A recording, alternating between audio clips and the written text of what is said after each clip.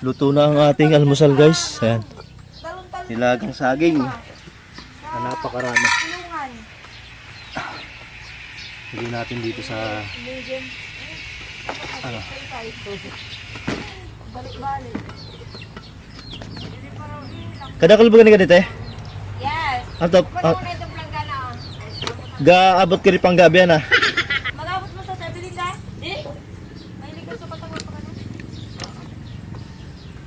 Nano ko na lahat yung Ipapares natin sa bagong isda.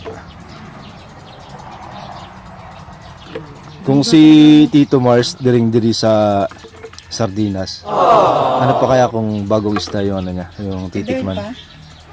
Tama na, Beng. Yan. Hindi mo kutsara. Ano yan? Lalagyan namin ng kalamansi para Napakatalim naman yan. mabawasan yung lansa ng bagong